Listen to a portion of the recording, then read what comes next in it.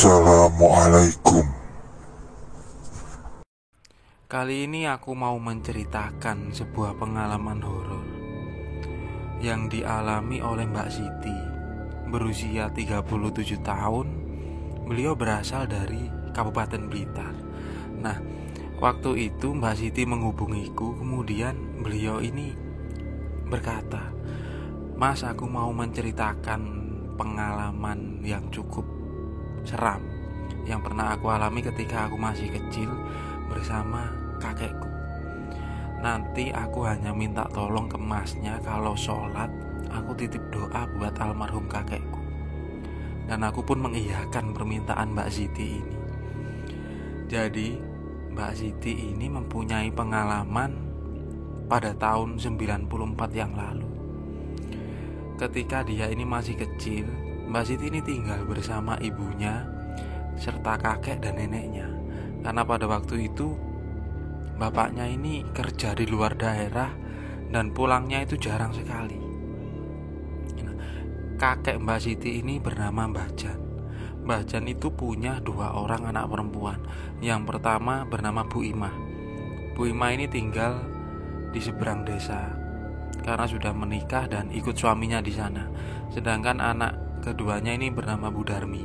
Nah, Bu Darmi ini merupakan ibu dari Mbak Siti.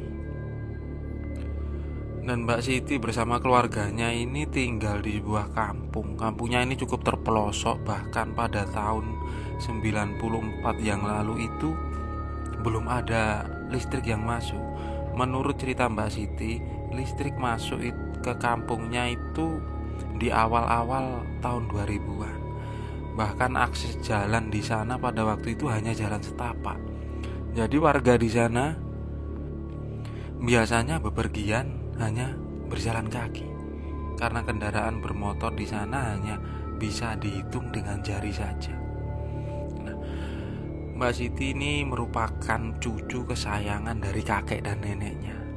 Karena sejak kecil memang dirawat dan tinggal di tempat itu.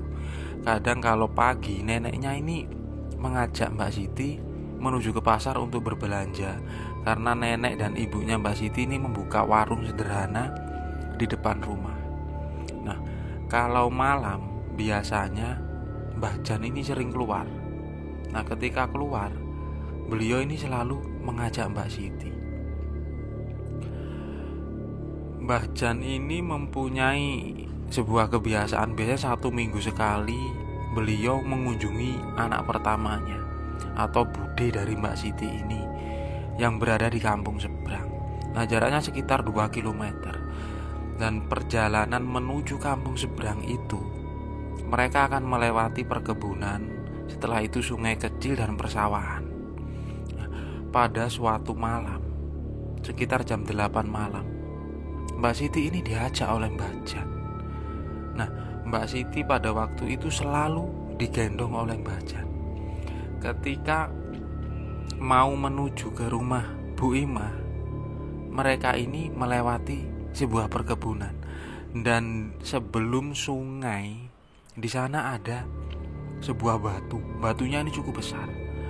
Dan di belakang batu itu ada 2 pohon kelapa yang tingginya itu sama. Warga setempat menyebut kedua pohon kelapa itu merupakan kelapa kembar. Nah, Mbak Siti mengingat di cerita pertama ini. Jadi pada waktu itu ketika dia sedang digendong oleh Mbah Jan dan mereka melewati batu itu, Mbak Siti itu mendengar ada suara orang batu. Dan suaranya itu berasal dari batu di bawah pohon kelapa itu. Nah, dan pada waktu itu Mbah Jan ini tiba-tiba berhenti. Kemudian beliau ini menurunkan Mbak Siti, dan Mbak Siti ini duduk di atas tanah. Nah, Mbah Jan ini kemudian mengeluarkan rokoknya. Nah, rokoknya Mbah Jan pada waktu itu menggunakan tembakau yang digulung atau dilinting menggunakan kulit dari jagung yang sudah tua. Nah, setelah rokok itu dinyalakan, kemudian rokoknya ini ditaruh di atas batu itu. Setelah itu Mbah Jan melanjutkan perjalanan.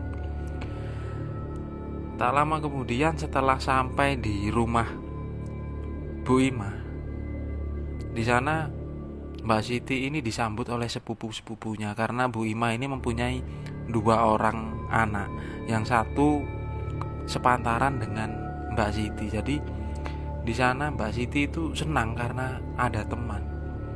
Nah, biasanya ketika berkunjung ke rumah Bu Ima, Mbak Siti ini selalu menginap. Nah, ketika pagi setelah subuh, baru Mbah Jan ini mengajak Mbak Siti untuk pulang dan tetap berjalan kaki melewati jalur yang sama yang dilewati di malam sebelumnya. Pada suatu siang, tiba-tiba anak dari Bu Ima, laki-laki, dia berusia sekitar 15 tahun kala itu. Dia ini tiba-tiba datang ke rumah Mbah Jan ini, dan dia bilang kalau ibunya atau Bu Ima ini sedang sakit dan sudah sakit selama beberapa hari. Meminta untuk Mbah Jan nanti mencoba menengok si Bu Ima itu. Nah, Mbah Jan pun mengiyakan. Dia berjanji sore nanti dia akan ke rumahnya Bu Ima. Nah, pada waktu itu sekitar sehabis maghrib, Mbah Jan ini sepertinya sudah bersiap-siap mau berangkat ke rumah Bu Ima tanpa mengajak Mbak Siti. Dan kala itu Mbak Siti ini bercerita kalau dia ini menangis, memaksa ingin ikut. Walaupun ibu dan neneknya ini sempat melarang, tapi Mbak Siti ini terus menangis dan ingin ikut kakeknya. Pada akhirnya Mbah Jan pun mengiyakan dan berpesan kepada Mbak Siti, asal nanti di jalan kamu nurut sama Mbah, gak usah rewel. Mbak Siti pun mengiyakan. Mbah Jan ini seperti mempersiapkan sesuatu tidak seperti biasanya. Dan kemudian beliau berangkat dengan menggendong Mbak Siti. Padahal waktu itu belum terlalu malam, tapi entah kenapa menurut Mbak Siti suasananya ini berbeda dengan malam-malam sebelumnya. Jadi suasananya itu sangat sepi dan hening sekali. Pada waktu itu, ketika sudah melewati perkebunan keluar kampungnya Mbak Siti ini, mereka berjalan sangat pelan sekali. Dan menurut Mbak Siti, jalannya ini sangat lama. Bahkan dia ini sempat bertanya kepada kakeknya, "Mbah, kok lama? Jalannya masih jauh tak?" Tapi si Mbah Jan ini bilang, "Sudah, kamu ingat pesannya si Mbah, kamu gak usah banyak tanya, kamu aku gendong. Kalau kamu ngantuk tidur saja." Dan ketika tiba di sebelum sungai, tepat di batu besar di bawah 2 pohon kelapa itu, Mbah Jan tiba-tiba berhenti. Di situ kemudian beliau seperti biasanya melinting tembakau dengan menggunakan kulit jagung, tapi kali ini jumlahnya 2. Nah, setelah dinyalakan, kedua rokok itu ditaruh kembali di atas batu itu. Nah, setelah itu beliau kemudian mengajak Mbak Siti untuk melanjutkan perjalanan. Nah, ketika itu Mbak Siti ini merasa dari belakang ini ada yang mengikuti.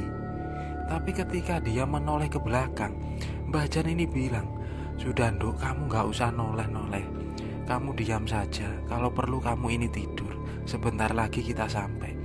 Tapi Mbak Siti ini dengan jelas tiba-tiba melihat ada 2 sosok hitam berada di belakang mereka. Dan ukurannya sosok ini lebih besar dari si Mbah Jan ini. Sosok itu berjalan, tapi dengan muka ini menunduk. Nah, Mbak Siti ini masih mengingat wujudnya, tapi tidak begitu jelas karena waktu itu pencahayaan hanya dari terang bulan. Nah, tak beberapa lama, ketika setelah melewati sungai dan persawahan, mereka ini menuju ke jalan kampung dari Mbak Ima. Di situ dari arah belakang sudah tidak terlihat kedua sosok tadi, tapi langkah kaki mereka ini masih terdengar dengan jelas oleh Mbak Siti. Nah, Mbak Siti pada waktu itu sempat takut, tapi karena Mbah Jan ini terus bilang kepada Mbak Siti, "Sudah, kamu gak usah takut, wong ada Mbah." Tak beberapa lama kemudian mereka sampai di rumahnya Bu Ima. Di situ Mbah Jan ini disambut oleh menantunya atau suami dari Bu Ima ini. Dan di sana ada dua sepupunya Mbak Siti. Nah, Mbak Siti ini langsung diajak ke belakang oleh kedua sepupunya ini. Kemudian dia ini diajak makan. Sedangkan si Mbah Jan ini langsung menuju ke kamar dari Bu Ima. Nah, di sana setelah selesai makan, tiba-tiba Mbak Siti ini menuju ke kamar Bu Ima itu. Di sana dia melihat kalau Bu Ima ini memang wajahnya itu sangat pucat sekali. Dan menurut cerita dari kedua sepupunya, ibunya ini sudah sakit lebih dari 4 hari. Nah, waktu itu bahkan Bu Ima ini sangat susah sekali berbicara. Beliau hanya batuk terus menerus. Nah, dan saat itu Mbak Siti melihat kalau Mbah Jan ini sedang mengobati anaknya itu dengan menggunakan air yang direndami beberapa daun sirih. Kemudian air itu diminumkan kepada Bu Ima sambil Mbah Jan ini memijat tengkuk belakang leher dari Bu Ima. Dan ketika Bu Ima ini berbalik, di tengkuk belakang di atas leher ternyata kulitnya ini menghitam. Nah, setelah Mbah Jan ini memijat tengkuk lehernya Bu Ima ini sambil meminumkan air rendaman daun sirih, tiba-tiba Bu Ima ini langsung muntah. Dan dia ini muntah secara terus menerus. Bahkan di muntahan terakhirnya itu seperti darah berwarna hitam. Nah, karena lantai rumah dari Bu Ima pada zaman dulu itu hanya lantai tanah, jadi darah itu sangat terlihat jelas sekali. Kemudian Mbah Jan ini langsung mengambil bekas muntahan dari Bu Ima itu bercampur tanah dan kemudian dibungkus ke sebuah kain berwarna hitam yang mungkin memang sudah dipersiapkan oleh Mbah Jan ini. Nah, setelah itu bekas muntahannya ini dibungkus, kemudian langsung diikat dan dimasukkan ke dalam saku dari Mbah Jan. Tak beberapa lama kemudian Mbah Jan ini bilang ke Mbak Siti, "Ayo nduk, kita pulang, gak usah nginap." Nah, Mbak Siti pun sempat kaget karena biasanya dia kalau berkunjung ke rumah Bu Ima selalu menginap dan pulang di pagi harinya. Tapi pada waktu itu Mbak Siti hanya nurut kepada kakeknya. Sekitar hampir jam 11 malam, suasana sangat sepi sekali. Mbak Siti masih digendong oleh kakeknya. Dan ketika keluar dari kampung Bu Ima ini menuju ke persawahan, Mbak Siti ini kembali merasa kalau di belakangnya ini ada yang mengikuti. Dan pada waktu itu tiba-tiba suaranya ini semakin jelas, mulai dari langkah kaki, bahkan sempat terdengar suara batuk. Nah, Mbah Jan pada waktu itu bilang, "Sudah nduk, kamu tidur, bentar lagi kita sampai rumah." Tapi Mbak Siti yang mungkin merasa ketakutan waktu itu, dia ini tidak bisa tidur. Dia masih terus sesekali memandang ke arah belakang. Nah, setelah menyeberang sungai, mereka tepat berada di sebuah batu di bawah 2 pohon kelapa kembar itu. Tiba-tiba Mbah Jan ini berhenti. Kemudian beliau itu mengeluarkan dari saku kantongnya ini bungkusan kain hitam atau bekas muntahan dari Bu Ima tadi, dan kemudian melemparkan ke atas batu itu. Nah, setelah itu Mbah Jan ini langsung berjalan. Dan pada waktu itu Mbak Ima ini menoleh ke arah batu itu. Dia dengan jelas melihat ada 2 sosok hitam besar, dan seolah-olah mereka ini memakan bekas muntahan yang dilempar oleh Mbah Jan tadi. Dan ketika Mbak Siti ini terus menoleh dan memandangi ke arah dua sosok itu. Salah satu dari kedua sosok itu melihat ke arah Mbak Siti.